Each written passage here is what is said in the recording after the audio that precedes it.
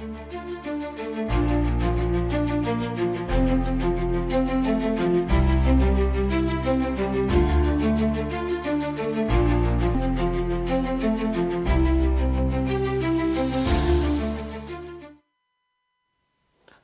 and welcome to Idea TV Midday News. I am Paul Olatupo. We begin with the headlines. Blood moon lights up skies during total lunar eclipse. United Nigeria Airlines expand fleet with 6 new Boeing 737-800s. NUPENG union insists on strike despite federal government intervention. And MTN Ghana to gradually phase out 2G and 3G services. Meanwhile, in Egypt's historic water dominance challenged by Ethiopia. And away from Africa now, U.S. investigates suspected Chinese malware attack on trade talks. And in health, new discovery reveals how sugar supercharge T cells to fight cancer. And in business, AFREXIMBANK BOA signed $1 billion deal to boost Nigeria's farmers and SMEs. And in sports, OSIMHEN ruled out as Super Eagles arrive in South Africa for crucial World Cup qualifier. And now to the news in full. A total lunar eclipse turned the moon a deep red on Sunday, September 8, 2025, delighting stargaze across Asia, Europe, and parts of Africa. The phenomenon occurred when the Earth, the Sun, and also the Moon aligned with sunlight scattered around the Earth's atmosphere, giving the Moon a crispy glow. The eclipse lasting from 1730 to 1852 GMT was best seen in places like Asia, including India and China, and visible in Western Australia and Eastern Africa. Europeans caught a partial view of the moonrise, while the Americans missed out. Unlike solar eclipse, lunar eclipses can be safely viewed without special equipment, requiring only clear skies. The total eclipse occurred in March. The last total eclipse occurred in March 2025. And now moving on to Nigeria, where we see that United Nigeria Airlines has signed a landmark agreement with the US-based Southwest Airlines to acquire 6 Boeing 737-800 aircraft, with an additional 4 expected next year. Executive Chairman Professor Obiora Okonkwo emphasized that the acquisition, supported by the BOEING and Southwest Airlines, aligned with the airline's commitment to maintain excellent operational efficiency and passenger comfort. The aircrafts, each accommodating up to 189 passengers in a single-class layout, will allow United Nigeria Airlines to expand domestic, regional, and international routes, and also improve fuel efficiency and reduce operational costs. The advanced Boeing 737-800 are expected to enhance point-to-point travel, eliminate inefficient stopover, and saving passenger value time. The acquisition, facilitated in partnership with Skyworks Holding, will also create thousands of direct and indirect jobs, boosting Nigeria's economy.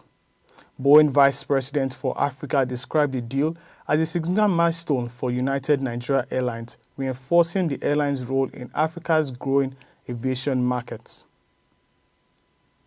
Still in Nigeria, the Nigerian Union of Petroleum and Natural Gas Workers, NUPENG, has confirmed it will embark on its nationwide strike today, September 8th, despite last-minute intervention by the federal government. NUPENG Chairman Williams Akurakpe said the decision was in protest against the alleged anti-labor practices by the Dangote Petroleum Refinery. At the center of disputes is the refinery's plan to import 4,000 compression natural gas powered trucks for direct fuel distribution. The union claims that this move sidelines the petroleum tanker drivers and threatens their livelihood. According to NUPENG, Dangote had barred newly recruited drivers from joining union. This, it said, violates Nigeria's constitution and national labor laws. The strike, if implemented, could disrupt fuel supply nationwide and create scarcity. The Minister of Labour and Employment, Mohammed, has summoned all parties to a meeting in Abuja to avert the crisis. In a statement on Sunday, the minister appealed to NUPENG to suspend the planned shutdown, warning a strike in petroleum sector would cripple the economy. A caution that even a day of industrial strike will cost the government billions of naira in revenue and cause hardship for Nigerians. The Nigerian Labour Congress has also issued a red alert to support the oil workers. Meanwhile, petroleum marketers under the Petroleum Products Retail Outlet Owners Association of Nigeria have announced they will close filling stations if tankers drivers proceed with a strike. The leaders of the marketers says that the move is necessary since many of their workers belong to NUPENG. NUPENG's action has drawn support and also criticism from different quarters. Human rights lawyer Femi Falana described Dangote's policy as unconstitutional and urged the government to intervene immediately. The Nigerian Labour Congress also backed the strike, insisting that Dangote's practice undermines workers' rights. However, the economy rights activist group warned that the strike would hurt Nigerians, raising transport fares, food prices, and business costs.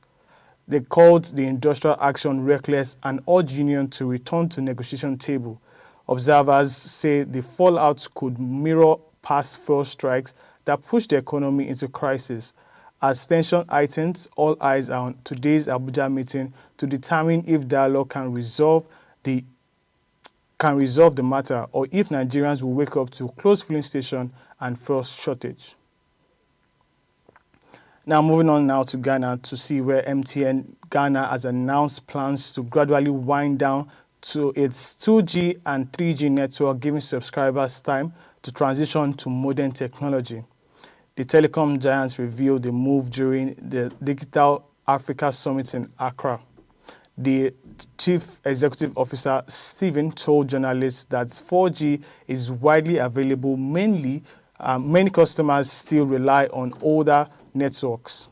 He said the decision is aimed at improving efficiency and aligned with global digital trend. MTN's Ghana's largest mobile operator stressed that the phase-out will not happen abruptly. He said that the company pledged to adopt a step-by-step approach. Officials say the plan will balance modernization with customers' needs. This marks a major shift in Ghana's telecoms landscape. Stephen acknowledged that a large section of MTN subscribers' base continue to depend on 2G and 3G network. He explained that some users deliberately stay on these services to manage their data consumption. Others, however, face limitation because their handsets are not compatible with 4G. Despite efforts to expand access, non-4G devices remain common in the market. The CEO stressed that customers' reality must be respected in the transition. Industry watchers say that the affordability of smartphones is a key factor, and MTN's moves highlight the challenges of pushing digital upgrade in developing economies. Analysts note that connectivity gap remains an obstacle. According to the CEO of MTN Ghana, MTN's long-term goal is to improve spectrum efficiency and free up resources for future technology. Shutting down the 2G and 3G would allow the company to strengthen its 4G and eventually roll out 5G services across Ghana. However, we reassured that no customer will be left behind during the process. The company's plan to reduce measures to support subscribers still depending on legacy networks. Experts say that gradually phasing out ensuring smoother adoption of advanced services, and MTN insists that the transition will be customer-focused, transparent, and inclusive. The move aligns with Africa's broader digital transformation agenda. Stakeholders say that it will accelerate Ghana's pathway to a fully modern telecom ecosystem. And now moving on now to Ethiopia to see where it is set as it has officially set and also inaugurated the Grand Ethiopian Dam, Africa's largest hydroelectric project, marking a historic moment in the country's development and diplomacy. Built on the Blue Nile at a cost of $5 billion US, the dam completion symbolizes the end of colonial era agreements that granted Egypt's control over the Nile's water. The reservoir, nearly the size of Greater London, has become a national symbol funded largely by Ethiopians at home and abroad, and seen as an achievement for a country long divided by internal conflict. While Ethiopia celebrates the project as a source of national pride and a pathway to energy independence, Egypt views it as a potential threat to its very survival. With 93% of its land desert and a population of 107 million dependent on the Nile, Egypt fears the dam will significantly reduce its water supply. Officials urge that the storage of the dam of 64 billion cubic meters would severely impact agriculture and increase the risk of water scarcity. Despite growing tension, both sides have signaled a preference for continued dialogue over military action. The dam's completion also reflects Ethiopia's growing regional influence, with plans to export power to neighboring countries and even the Middle East. Analysts say that Ethiopia's ambitions are extending beyond the Nile, as Prime Minister recently reignited debates over access to the Red Sea, lost after the independence in 1991. While Egypt warns of environmental and geopolitical risk, including potential earthquakes and also regional instability, Ethiopia remains focused on asserting itself as a major African power with control over its resources and future. We'll go on a quick break now, and after the break, the news continues.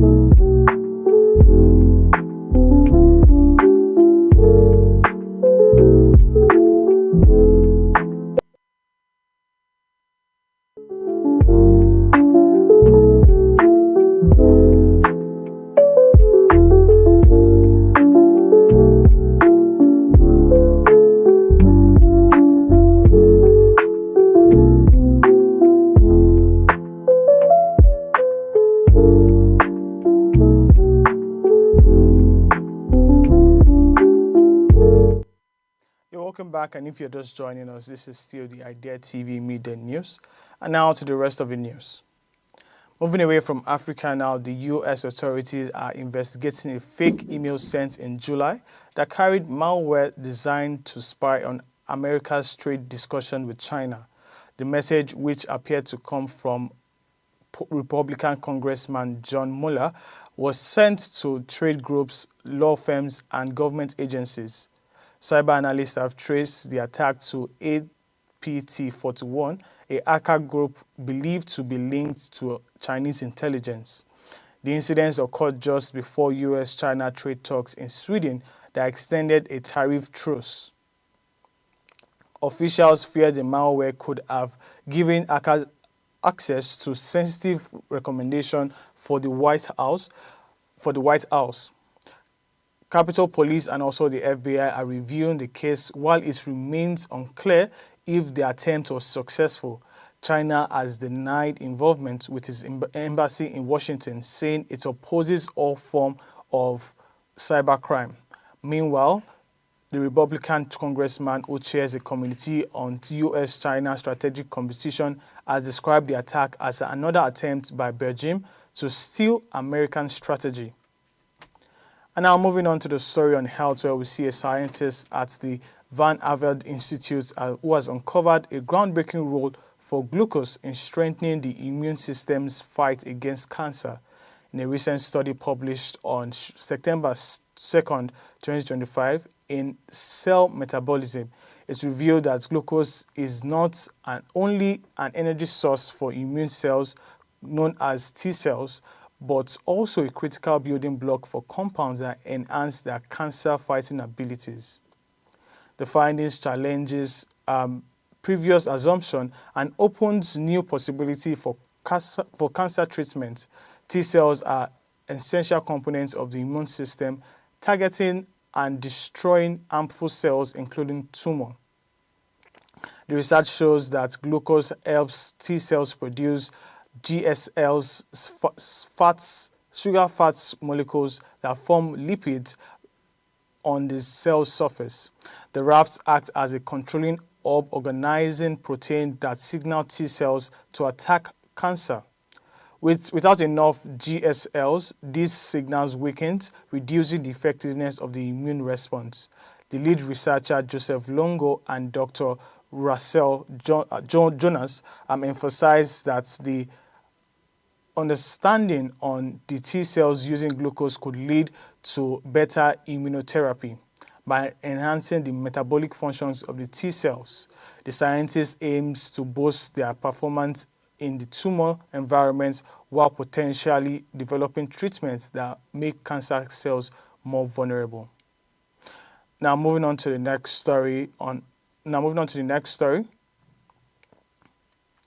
In business, we see that the African Exports and Imports Bank, AFRIMEX, and also Nigeria's Bank of Agriculture, BOA, have signed a landmark $1 billion agreement to support smallholder farmers and small and medium-sized enterprises, SMEs, in Nigeria. The deal, announced at the Intra-Africa Trade Fair 2025 in Algiers, aimed to strengthen food security, boost productivity, and drive inclusive economic growth across the country. The executive chairman of AFRIMEX, President Kanawo Awani, said the initiative addresses one of the biggest challenges faced by SMEs, which is access to capital. The funding would help businesses expand, operate efficiently, and contribute to national development goals, while also enhancing resilience in Nigeria's agricultural value chain. In a related development, AFRIMEX and Cross River State signed an agreement to host the 6th African Sub-Saharan Government Network Investment Conference in Calabar in 2026. The platform will bring together governors, investors, and development partners to explore investment-ready projects, highlighting the role of subnational leadership in driving Africa's regional trade and economic integration. And now finally on sports, the Super Eagles have landed in South Africa on Sunday, September 7th, 2025, ahead of Tuesday vital 2026 FIFA World Cup qualifier against the Bafanas. But without their star striker Victor OSIMHEN. OSIMHEN, who was ruled out following an injury sustained during the Nigeria's 1-0 victory over Rwanda on Saturday at the Godswill Akpabio Stadium in Uyo. Team doctors confirmed that the Napoli forward suffered a chin bruise and woke up with discomfort, prompting his withdrawal from the squad immediately. The team departed Uyo via a charter value jet flight around 2 p.m. and arrived in South Africa at approximately 6:25 p.m. local time. OSIMHEN's absence raised concern about the team's attacking strength as his replacement failed to make a significant impact against Rwanda. However, Tolu Akuridare, who came off the bench to score the winning goal in the 51st minute, is expected to lead the line on Tuesdays under the coach's guidance. With only 2 wins in 7 qualifying matches, Nigeria sits third in the group with 10 points behind Benin Republic at 11 points and the leaders of the group, South Africa, at 16 points. The Eagles risk missing a second consecutive World Cup if their inconsistency form continues. Only the top team in each group qualifies automatically for 2026 tournament, which will be hosted by United States, Canada, and also Mexico. And that's all we have for you today on the Midday News here on Idea TV. But before we go, let's take a recap of our headlines. Blood moon lights up skies during total lunar eclipse. United Nigeria Airline expand fleets with 6 new Boeing 737-800S jets. NUPENG union insists on strike despite federal government intervention. And in Ghana, we see that MTN Ghana to gradually phase out 2G and 3G services. Meanwhile, in Egypt's historic water dominance challenged by Ethiopia.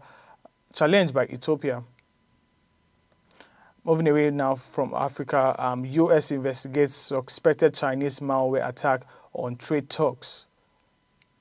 And in health, new discovery reveals how sugar supercharged T cells to fight cancer. And in business, AFREXIMBANK's BOA signs $1 billion deal to boost Nigeria's farmer and SMEs. And finally, on sport, OSIMHEN rolled out as Super Eagles drive in South Africa for crucial World Cup qualifiers. Do not forget to follow us across all our social media platforms at Idea TV. I am Paul Olajupo. Thanks for watching.